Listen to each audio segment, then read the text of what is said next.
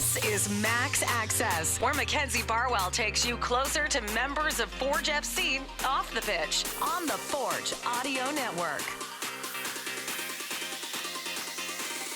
Hi everyone, and welcome to this episode of Max Access. I am your host, Mackenzie Barwell, coming to you on March 20th, 2024.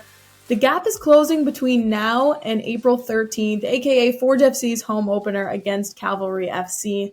Of course, this game promises to be an entertaining one, being this 2023 CPL final rematch, but it just got better. Any fans in attendance will receive a 2023 CPL Champions replica medal courtesy of CarStar. So this experience won't be one you'll forget. We actually did this last year. Not only did the stands look so cool, everybody wearing the same medal, but the replica versus the one the players actually got, not very many differences. I genuinely couldn't tell which one was which. So if that doesn't give you a reason to root for Forge FC, I don't know what does. This episode I'm very excited about because I had the opportunity to chat with the Forge FC player you will riot for, Baker by night, Forge favorite, Dom Samuel. He and I talked about his experience with Forge both on and off the field, whether or not the team will have to adapt their defensive line because of some key player departures, and then, of course, I had to ask him what his advice would be for anybody entering that pro combine on the 27th. So stick around if you want to hear this conversation. I'll throw right to the interview. Welcome back to the Audio Network, and thank you for joining me from your living room this afternoon. You are most welcome, Matt. So I'm catching you after practice. Training camp brought to Forge by WestJet has started. It's underway. I talked to Alex last week briefly about it, but can you just give us your perspective on how that's going and the turnaround after a couple weeks off from CONCACAF? Yeah, no, I think it's going well. The coaches are happy as far as I'm concerned. Yeah. Everybody came back with a good fitness and just kind of ready to get going. Yeah, I will say though, last week you got kind of lucky, a little bit of false hope maybe with the weather, and now you train in the snow this morning. Yeah, Mother Nature gave us the okie doke. That's too bad. They gave us the okie doke. Yeah, it was beautiful last week, and then snowing right now. It was during training. Has been fun the last 2 days. You guys were shorts and t-shirts last week when I was in the stadium, and then I woke up and I was like, tough for them. Pants, 2 shirts, jacket, hat, gloves. The whole thing. Yeah. When did your time end with the lumberyard? It wouldn't be an episode with you if I didn't at least address that side quest in your life. Low-key, it hasn't. Okay, so it's still kind of just on the side right now. Yeah. Let's say if we do finish early, then I might kind of pop over there just to help out. Yeah. Okay. Nice that you have that flexibility. I thought it was kind of like an all or nothing deal. No. The guy who owns it is really, really, really good with that, especially with me, because he knows how hard I work, and that if I'm ever available and he needs the help and whatnot, that I'm always good to come around and do that. So what's the owner's name? Tony. All right, I just want a quick shout out to Tony for the accommodation on behalf of the Forge FC community. Dom, the clock is kind of ticking here until the home opener, and I think what's cool about that is that we know it's not just a soccer game. There's so many other things for the fans to enjoy, including a medal giveaway. We've got the unveiling of that 2023 championship banner, and then everyone's got the opportunity to also watch these new transfers come debut. So from your experience, now that you've got 5 of these under your belt, what do you think stands out about a home opener, maybe different from regular season games? Is it a feeling that you get when you walk out? Yeah. There's always that exciting feeling when you get to open the season at home. Whether it's your first game or your third game or whatever, that home opener is very special, especially for us, and definitely for the fans, because they're eager and ready to see how we are, what changes have been made, and if we're going to be better, hopefully better than the season prior, right? So yeah, one of the biggest things that I noticed when I joined the Forge FC community last year was the connection that they have with their fans and just that community again overall, whether that's through a home opener giveaway or through training opportunities. Mm-hmm. And I'm sure that you've seen that almost evolution and relationship grow over your time here. So what can you say about the importance of that connection and how it's actually contributed to this club's overall success? Oh, it's massive. It's massive. I mean, like, Hamilton's always had like a large following in terms of like sports teams, but as like the years have gone by, the community relations team and whatnot, like, of the club, like, they've done such a good job of making sure that everybody's like involved and together. And so, with like the help of us being like very successful and whatnot, I've seen that community grow massively over the years, and like, it's very important, at least for me, that they have that connection with us so that we can continue growing the community throughout the years. And so, for example, we can have a game that looks like the Ticats, right? Like, instead of 6,000 to 7,000 people in the stands that are all the Forge FC community, we can have 10 to 12 within the coming years, right? So, like, I've seen a big growth in that, and I hope it continues. I would imagine it's also very meaningful to see some of the same faces come back year after year. I think for me, at least my experience, I met a few of the fans and there was something so special to me. And I'll have to shout out my girl Isabella here. Her and I met like the first, a couple games of the season, and seeing her time and time again come visit me and my opening hit of a first game, and then at the end at that CPL final, it like kind of gives you that extra motivation. I'm not trying to speak on your behalf, but it just from my standpoint, I got excited every time. Right. No, you're right. You're 100% correct. Like, especially all the fans in the in that section that I love to be in so much. You know what? I was going to get to that because I thought it was funny how last year, I remember asking you about your battalion experience. I showed you the photo of you with like the orange hair. It's so iconic. Yeah. Then this year you went back. So yeah, please elaborate on your time and what it feels like to be immersed in that section. It's a time. It's definitely a time. And like, I've built a very good relationship, especially with like a few individuals that are in there, and they welcome me with open arms every single time. Like, especially when like I surprise them, because they never know when I'm gonna be there. Yeah, they must love that, eh? Right? Yeah. And so like, during the national anthem, I'll kind of like run in and just kind of walk up and just say what's up, and everybody looks over and goes, "Holy shoot!" You know what I mean? Like, Donald Sam's here. Like, this is about to be like the best game ever, and blah, blah, blah. And, and make sure that they, they're always cheering us on during the games, but like, maybe with me there, it could be that much louder for that much longer throughout the game, just to kind of hype the boys up and get us going. And rain or shine, like, those guys are like out there and passionate. So that's, it's very good. Have they ever told you like what they'll exactly do? I know it says if Dom scores, we riot, but do we know what this riot is going to look like? I've gotten a couple. Of stories. How do we prepare? A couple of promises, let's say. One may or may not be a field. A field rush. Field rush. I know shirts are coming off. Yeah. Yeah, so we'll see. Hopefully, I can make that happen this year. Yeah, we'll have to wait and see, I guess. Oh yeah. I'm looking forward to it. I'm not gonna lie. Yeah, hey, me too. Dom, on the same theme, I want to ask you about the inaugural Forge FC Pro Combine, because that's coming up on the 27th.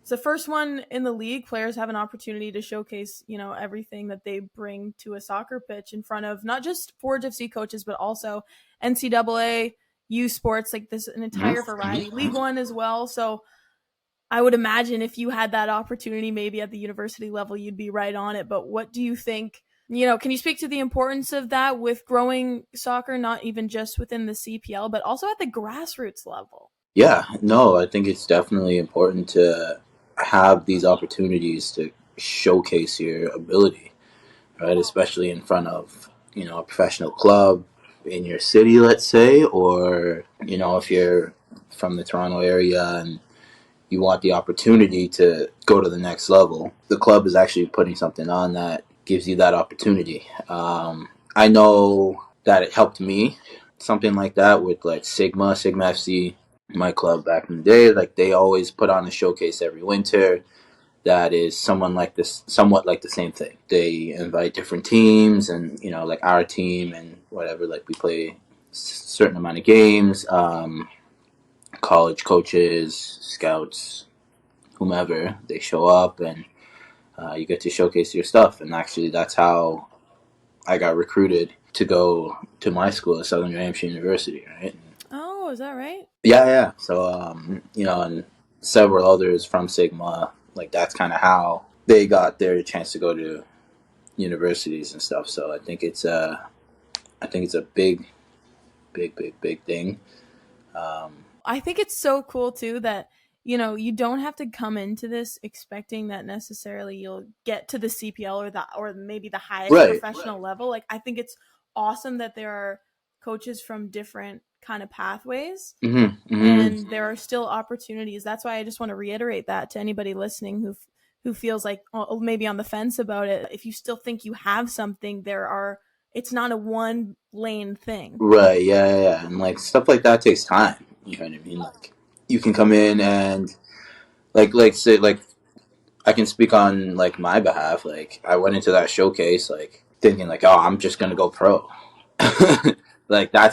That's my goal. Like I'm gonna do this. Somebody's gonna see me. I'm going to Europe. Like it's overseas. I'm getting paid million. You know what I mean? But then like you right, said, I guess like it goes both ways. Yeah, I see what you know you're what I saying. mean? Like you said, like there are people from different pathways there, so you can go from wherever you are now to maybe the college level, and then from there develop even more, and then have another opportunity to then make it to the professional level, right? Or you can skip one of those levels, but like you actually have those opportunities to get to either or. Yeah, there's a couple stepping stones involved for sure.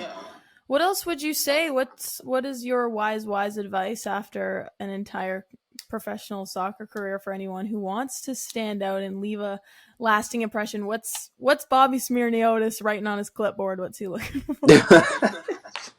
I don't know. Just put 110% every single day. Treat every training session like a game. Practice how you would play. Stuff like that. Um, there's not much I can really say, but that. Yeah, no, that's fair. That's fair. Right. I want to shift gears and ask you about the 2024 roster. Okay. A few players like yourself and Malik during CONCACAF kind of shifting around that back line, potentially playing outside of maybe your normal position at times, with the departure of some key defensive players. So I know that the style of play of this team is very solidified, and that's not an option to abandon it. But, is there any way you would expect this team, and particularly from a defensive standpoint, to have to adapt to some of the losses of maybe Manny or Abu and Rama, for example? Yeah. To be honest, no. I think all of us are very prepared. Yeah. In terms of that, like obviously we knew like who was going to be leaving, and not necessarily knowing like who's going to be returning or whatever. But like we were all prepared to like play in any of those positions. Yeah. As you know, like I've played in every position in the back line, so like me going to the outside or being inside, like it doesn't matter to me at all. Obviously, one's a little bit more running than the other. Right. What do you prefer, actually? It depends on the day. Like if I'm feeling energetic, I'm ready to go, then put me on the outside. I'll get more touches on the ball, and have a little bit more fun, let's say. But like I'm very comfortable in the middle, and that's like where I like to shine, kind of. Yeah, thing, so. and I think to your point about everybody being prepared to step up, I think you saw that in the way that the team performed in CONCACAF. Even 100%. Alex last week when I spoke to him said, maybe look at the score and you don't see it objectively, but he said that was one of the best games, if not the best games we've played all last year. So Yeah, I 100%. wouldn't expect this team to struggle by any means when it comes to that. Yeah. Like even some of like the Chivas players, like they looked at us. One of them looked at me at the first game. It was like, wow. Oh yeah. Yeah, he was like, yo, you guys are good. You guys are good. Like this is a very good game. It's like, yeah, man, we're trying here. Like, like it's not much else I can say, but like, yo, we're trying now. We're good. Like, what did you expect? Right, we got some quality, man. We're not just gonna roll over here. Was that mid game? That was mid game. That's too funny. This is why we like to mic up players, because we don't I know swear, these little conversations. Yeah, we were just chatting it up for like a little bit, and it's probably like a little stoppage at play, and he was like, "Yo, this is the made me feel good, Some guys getting paid millions of dollars and whatnot, and they're stepping toe to toe. Like not that I didn't think we would do that, because like we're that type of team. We're a big game type of team. So if any team like that like comes our way, like we're not gonna shy away from anything. We're gonna be on the front foot. We're gonna showcase our quality, and clearly it showed. Yeah, so. No, you definitely like rising to the occasion, and also, yeah, you mentioned the resources that club has is just insane. So I can see why you would have that, mentality. Right. Okay, kind of back to what I was saying before. I know I gave you the context and more so the ways that you have to adapt going into this season, but what are you excited about? Like I know that it looks a little bit different, but at the end of the day, there's still a lot of these core guys from that 2019 team, but also a ton of younger guys who are really, really starting to develop, like KJ and even Zane now coming from Sigma. Malcolm and Noah got another year under their belt, so I would imagine there's a lot of cohesiveness on multiple levels. Yeah. I'm excited to see how those guys step up and perform. I know they will, and they're just going to get better as this season goes along.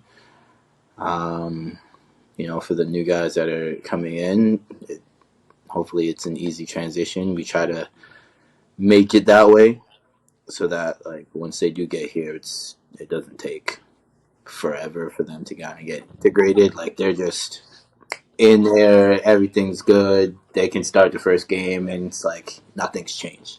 That seems like the general consensus, though, when I talk to returning players and new players. Yeah. We're here. We're like a family. We try to make everything as comfortable as possible, and so there's no kind of awkwardness or what have you, right? Another thing I'm excited for is to see how other teams are shaping up. You have some teams who are doing like a full roster turnover, right? York, it's like, for example, like they have a whole new ownership, right? So like things going to change over there for the better. Who knows?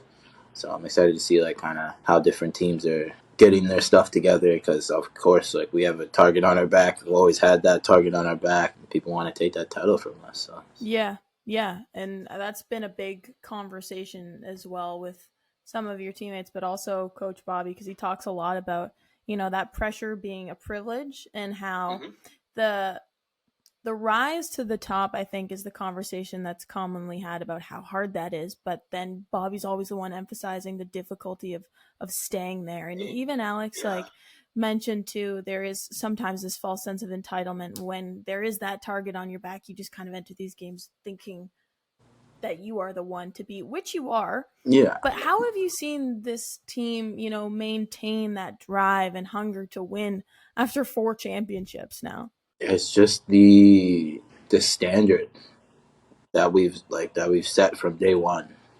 We come in, we have all these like meetings and stuff, and it's an attitude thing. Like, yeah, you're on this team that does well, but we do well because we put the work in.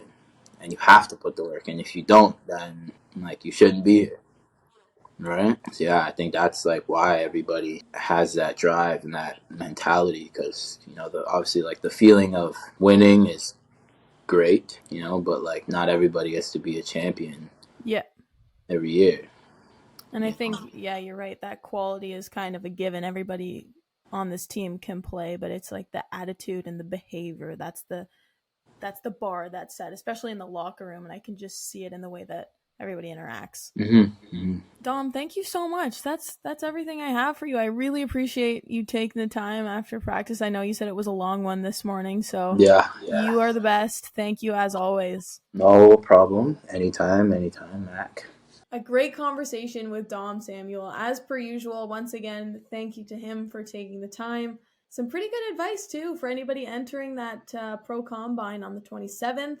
If you are, good luck. But for everybody else listening, I expect to see you back at Tim Hortons Field on April 13th, this time with a medal around your neck. Thank you all so much for listening, and I will be back to check in on the audio network soon. Thanks for listening to Max Access on the Forge Audio Network. If you like what you heard, please like, follow, subscribe, comment, and share. I've still got to redeem myself on those cookies. I just remembered I owe you 100%. 100%. I will never forget that. Fans, you're listening. Go back.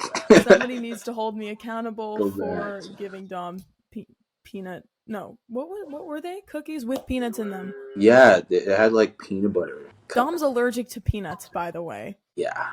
Bobby almost killed me in that episode of Behind the Mirror. Just an FYI, so is Benny. Okay, this is all great to know. Send me the list of peanut allergies. That's it. It's just us two. So, like, if you ever try to do this with Benny, Don't. you know not to.